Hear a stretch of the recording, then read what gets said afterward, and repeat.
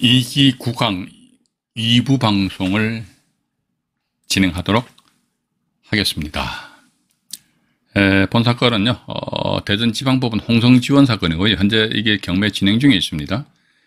경매 진행 중에 있고요.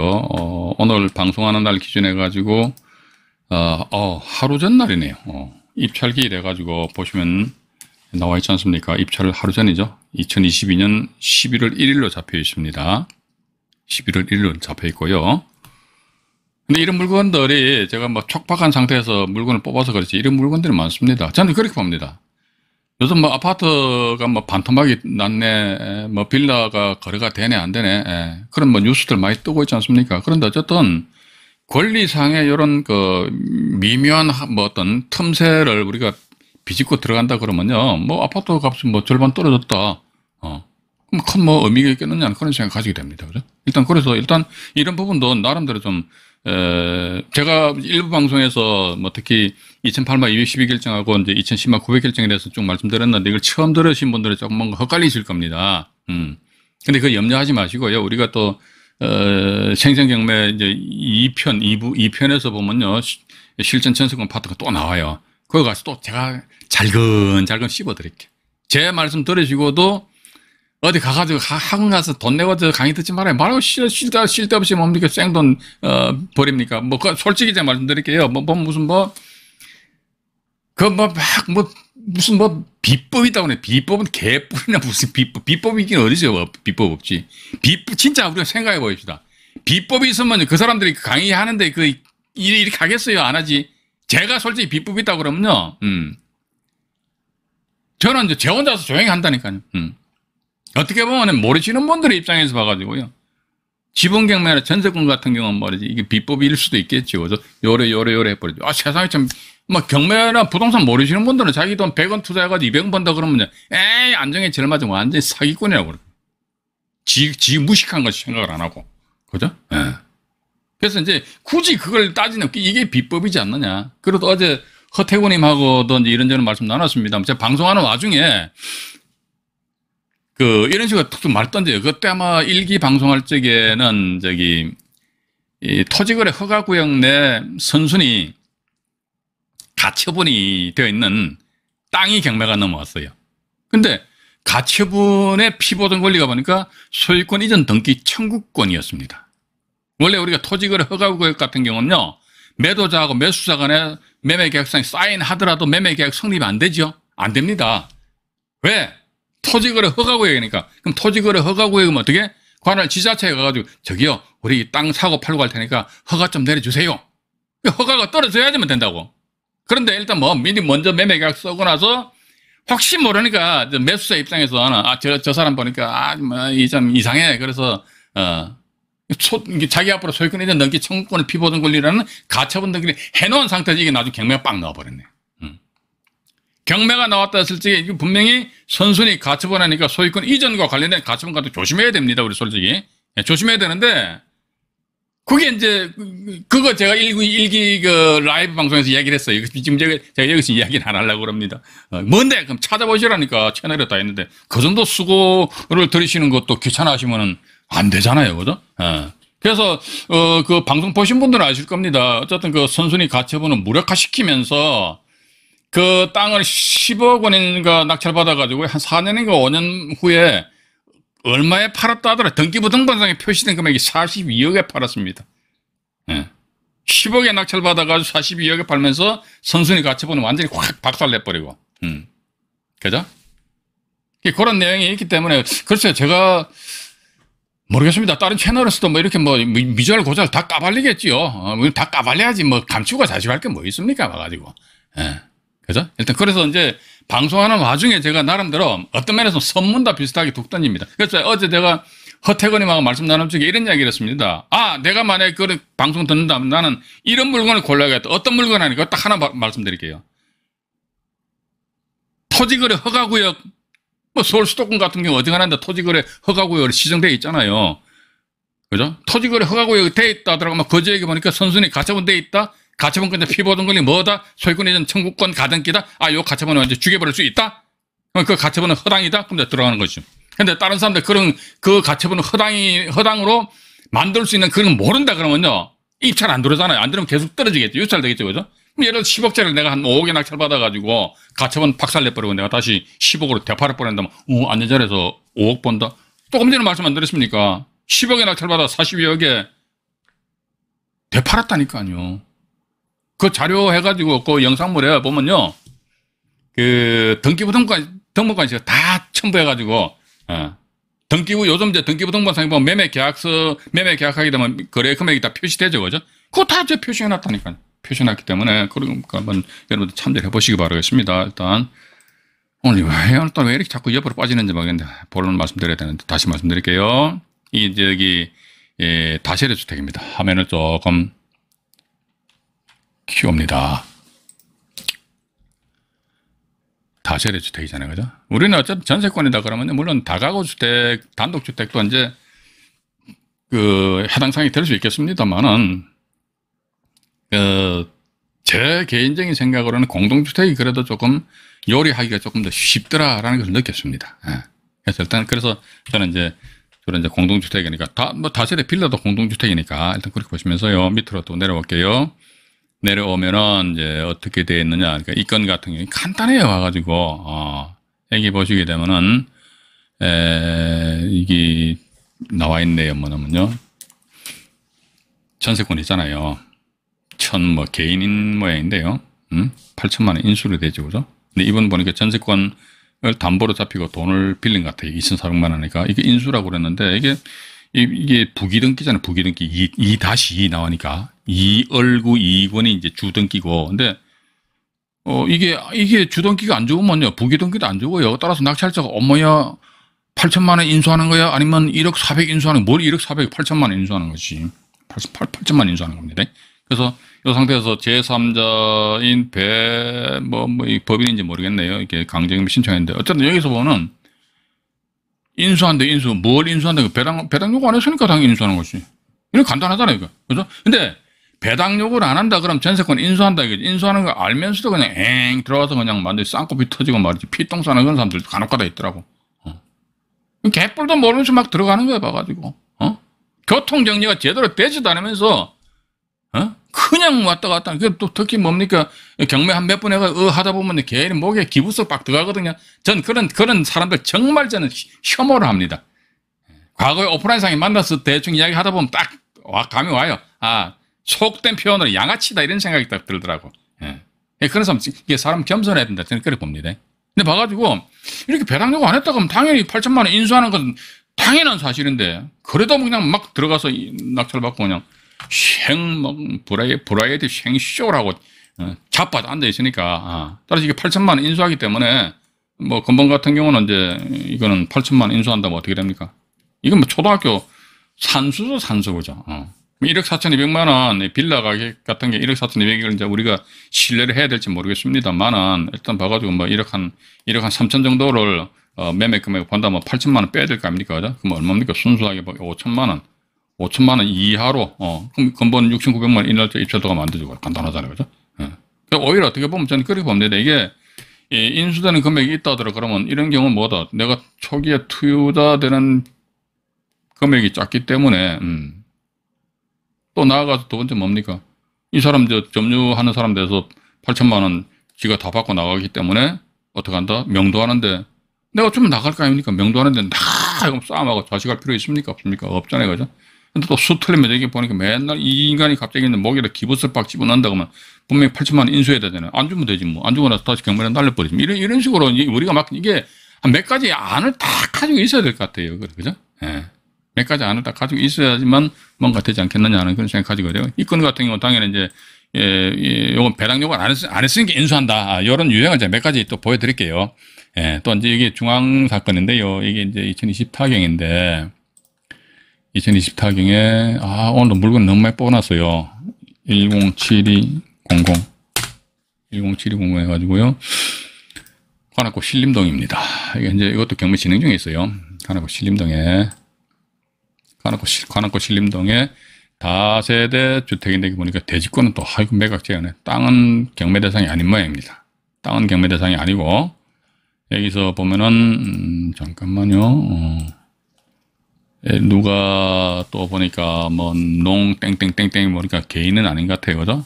2,400만 원에 허가 낙찰받고 허가해서 대금 납부 안 하고 안 한 상태에서 또 11월 2일이면 이제 내일 모레네, 그죠? 오늘이 모레는 수요일 날이네, 그죠? 수요일 날 이제 기일이 잡혀 있다더라.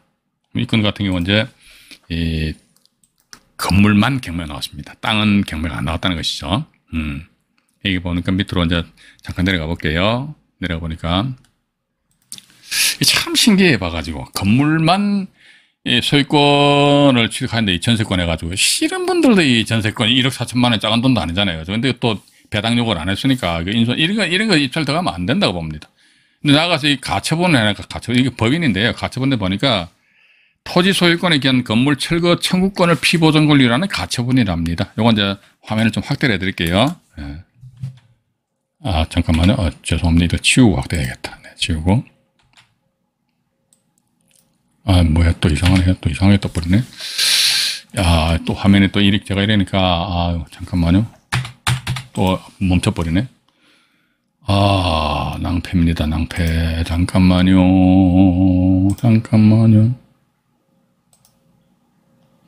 이게 뭐, 방송, 이게 뭐, 이상해져 버리네, 봐가지고. 이 자체가, 화면 자체가 완전 멈춰버렸습니다, 이게. 이야, 이제 컴퓨터가요, 이게, 오늘 많이들 들어와 계시는데, 이거 좀, 뭔가 도움되는 이걸 해드려야 되는데, 이게 뭐 어쩔 수가 없는 것 같아요. 오늘 지금 완전 스톱 돼버렸네, 방송이. 방송이 완전히 스톱 돼버렸는데, 잠깐만요. 짜증나시지요? 저는 더 짜증이 납니다. 이게 뭐 어쩔 수 없어요. 이게 뭐.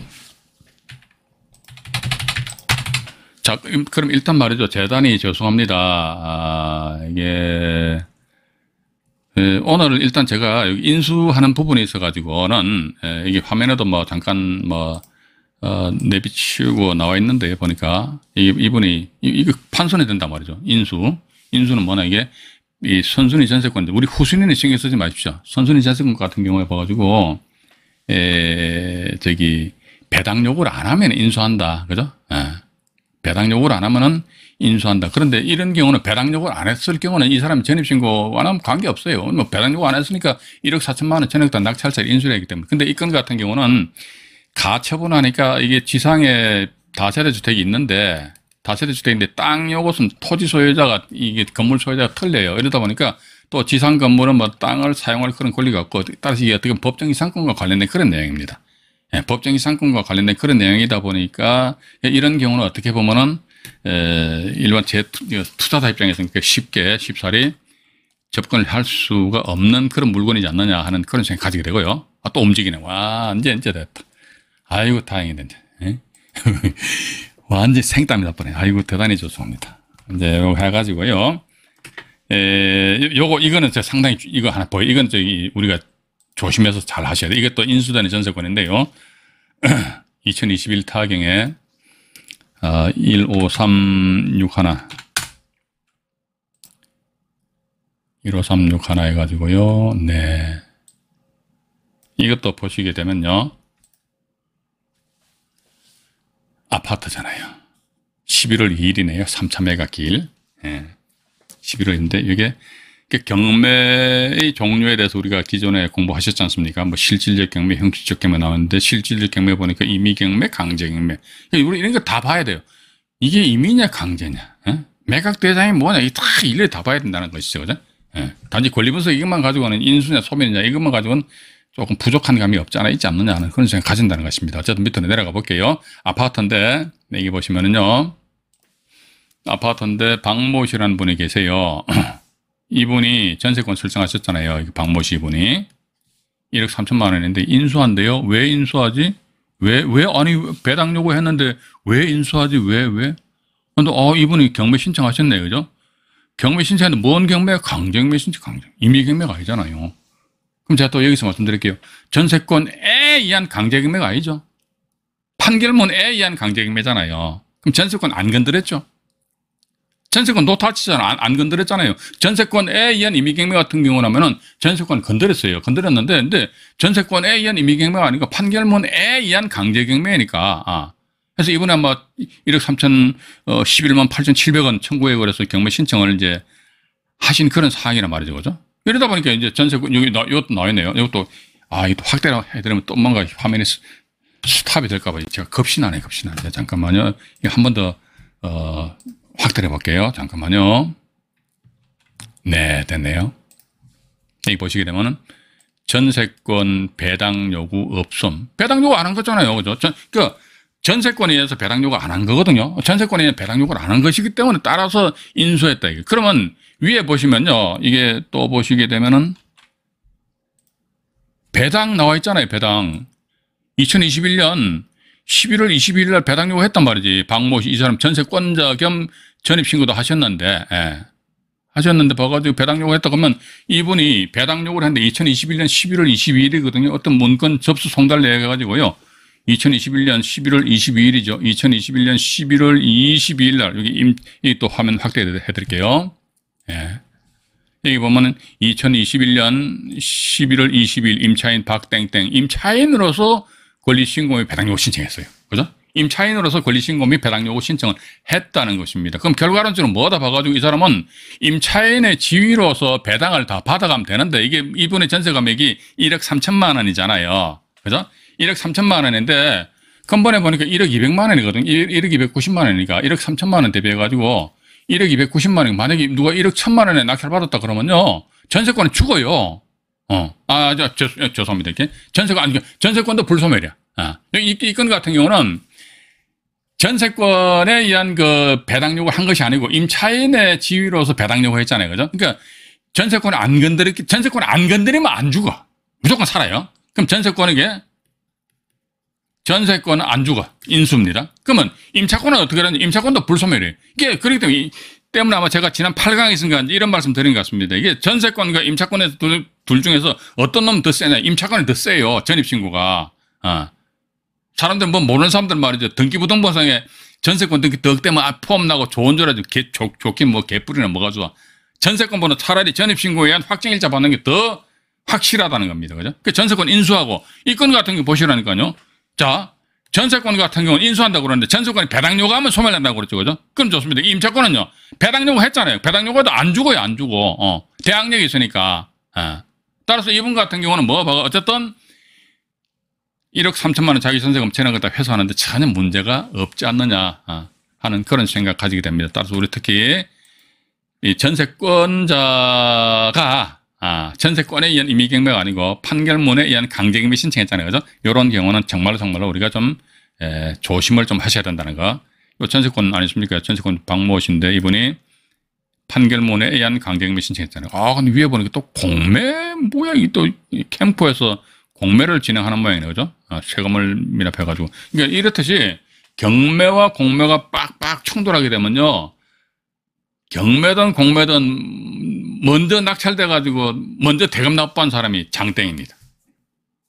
예를 들어 가지고 강제경매 예를 들어서 강제경매 해가지고 이제 오늘 10월 31일이니까 강제경매해서 대금 납부해라. 낙찰 받았으면 대금 납부해라. 알았어요. 대금 납부 언제인데 봐가지고 11월 20일에 근데 공매도 보니까 대금 납부인데 언제 11월 19일 날 공매 대금 납부하면 끝나는 거예요. 강제금 끝나는 겁니다. 이게 경매와 공매 중에선 같이 충돌하면 누가 이긴다더라 봐가 대금 납부 먼저 한 사람이 빡 해서 이겨버린다더라. 일단 그렇게 좀 보시면 되실 것 같습니다. 그거 하고요.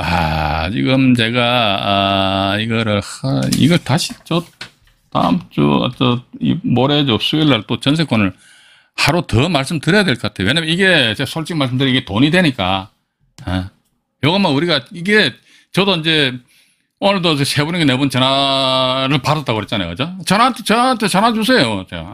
한 분은 제주도에 계신 여자분인데 바짝 긴장해가지고 제가 뭐 대단한 사람이 그냥 전화 주세요. 봐가지고 전화 주는데 변호사들 같은 경우 10분당 저희 아들내미 같은 경우 10분당 2만 원 상담만 받더라고. 저는 돈 안 받아요. 저는 변호사가 아니니까 돈 안 받잖아요. 돈 안 받는 게 아니라 못 받지. 받으면 그 변호사법에 걸려버리는데. 맞잖아요. 그죠? 전화 주시라니까. 그래서 여러분들 어쨌든 보셔가지고 정확하게 아셔야 하는데, 제가 왜 이런 말씀 드리냐니까, 전화상으로 쭉 그분들은 말씀 나눠보면요, 이 양반 아이도 좀 멀었어. 이런 게 제 딱, 감이 오더라고. 근데 막 급하게 서두르면 결국은 매년 몰수되는 입찰 보전 금액이 말이죠. 700억, 800억, 900억. 아마 작년 2021년도는 1000억대를 돌파를 했을 것 같습니다. 왜냐면 작년 2021년도만 보더라도 아파트 부동산 값이 완전 천정부질해가지고 높게 형성되어 있었잖아요. 그죠? 이러다 보니까 사람들은 미친 듯이 들어가는 거예요. 아파트 낙찰 받고 나서 말이지, 한 몇 개월만 지나면 무악 올라간다. 우악 들어가는 거. 들어가서 보니까 엄마야 잘못했네. 이러다 보니까 그러니까 부동산 가격이 높으니까 입찰 보증금은 높을 거 아닙니까? 그래서 아마 제가 볼 때는 작년에는 이 1000억대까지 입찰 보증금 몰수된 것 같아요. 그런 꼬라지를 당하려고 하면 공부 안 하고 그냥 대충 하면 돼요. 제 말씀이 악담하는 게 아니라니까요. 제가 왜 악담을 합니까? 제가 아무 일면식도 없는 여러분들한테 제가 왜 악담을 합니까? 악담하면 괜히 영상물 밑에다가 안정이 지놈 시키고 악성 댓글 달리면 정말 기분 나쁘잖아요. 그죠? 그래서 일단은 공부를 좀 기본적으로 하시는 것이 좋지 않겠느냐 하는 그런 말씀 드리면서, 그러면 제가 일단 말이죠. 아까 2008만 212하고요. 2010만 900결정 요 두 건만 제가 보여드리고, 천상도 모레 이 전세권을, 또 추가적으로 말씀드릴게요. 2008만 212결정인데요. 이거 엉뚱한 걸 눌러버렸네. 2008마가 아니고.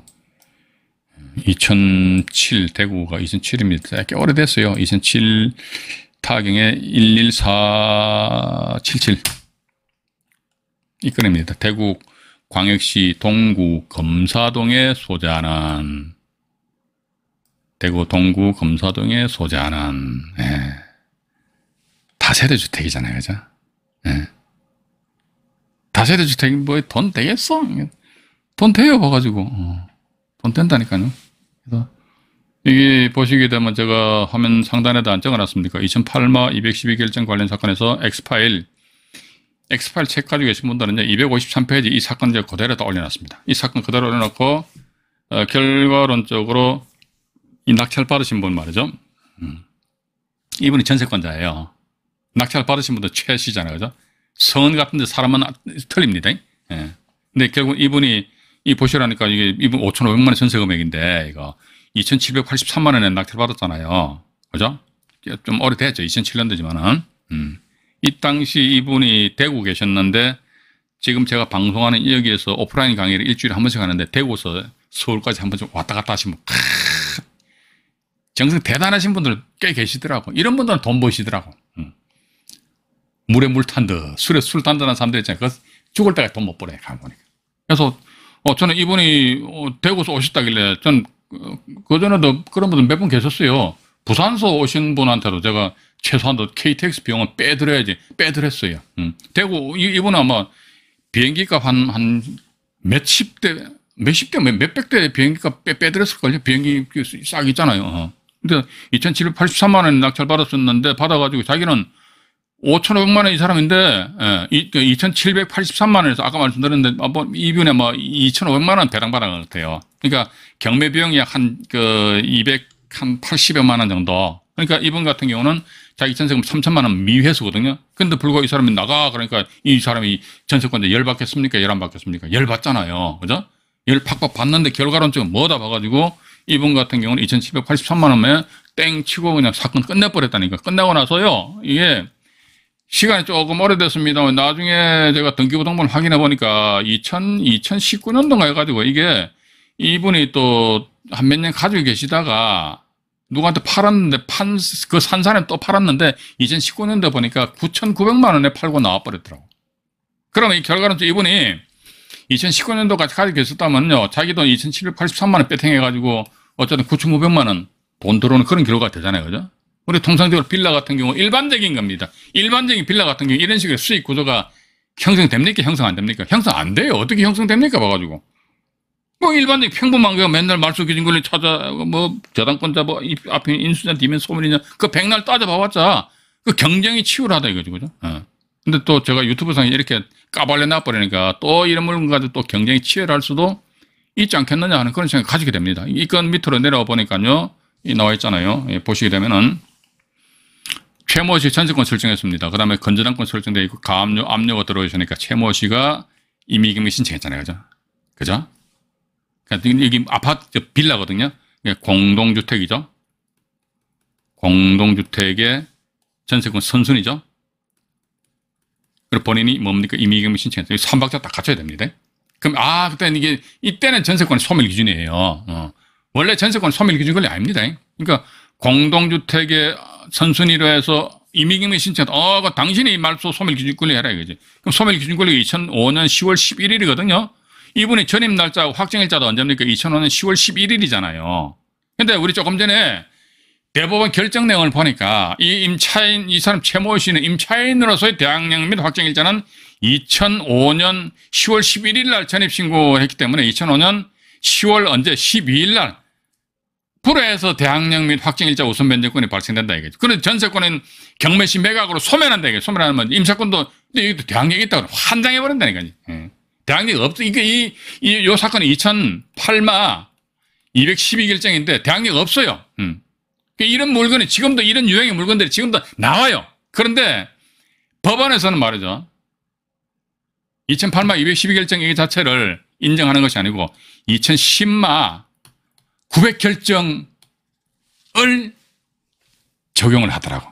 하다 보니까 대항력이 없는데도 불구하고 대항력이 있는 것으로 이렇게 나오니까 그래서 그럼 이제 이번엔 말이죠. 대항력 있는 오늘 이번 시간에는 말이죠. 그냥 전세권 1차적으로 이제 말씀드리는 걸로 이해하시고요. 아까도 말씀드렸습니다만 우리가 이제 이 편에서 실전 전세권 파트에 있을 적에 2008년 212와 2010년 900 결정에 대해 가지고 정말로 제가 깊숙하게 분석을 해드릴게요. 그래서 여러분들은 앞으로 저희 안종의 경매TV 라이브 방송에 많은 관심을 가져주시면 대단히 감사하겠습니다. 그럼 이번에는요.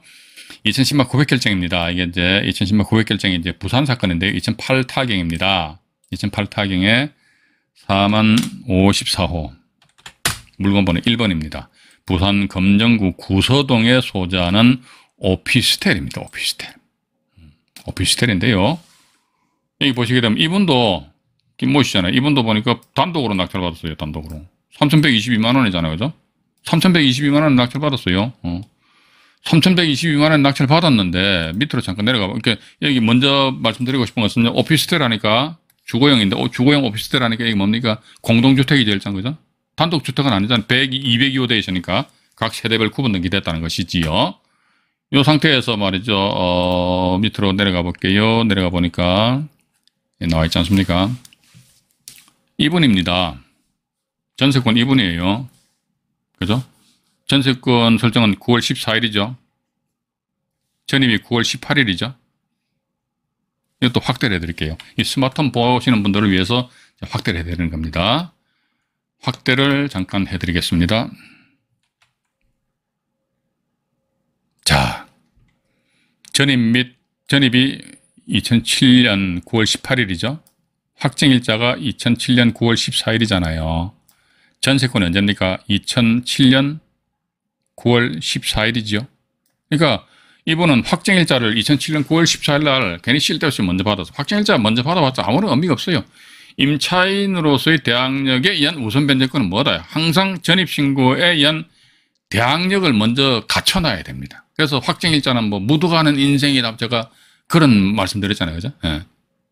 전입신고가 없는 확정일자는 말 그대로 아무런 의미가 없다는 것입니다. 그죠? 그렇다면 여기 보시니까 요 날짜 순서별로 제가 간단하게 나열을 해드릴게요. 날짜 순서별로 나열을 해드리면은 이게 뭐냐면 이분 같은 경우는 보면은 여기에 전세권을 먼저 설정했습니다.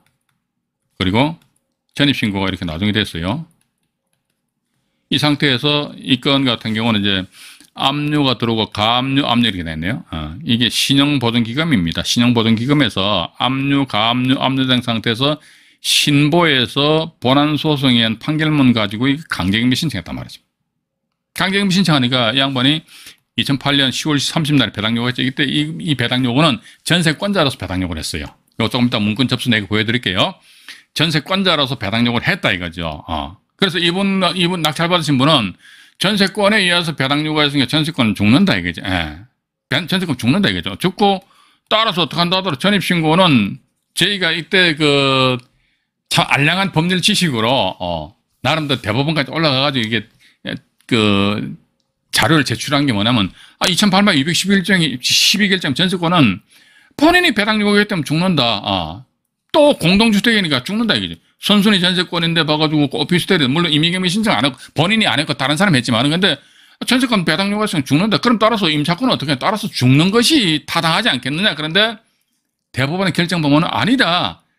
전세권 죽는다 할지라도 임차권은 불소멸한단 말이에요. 안 죽는다. 따라서 이 건 같은 경우 낙찰자 인수해라. 근데 제가 여기서 이해를 못하는 것이 뭐냐면요.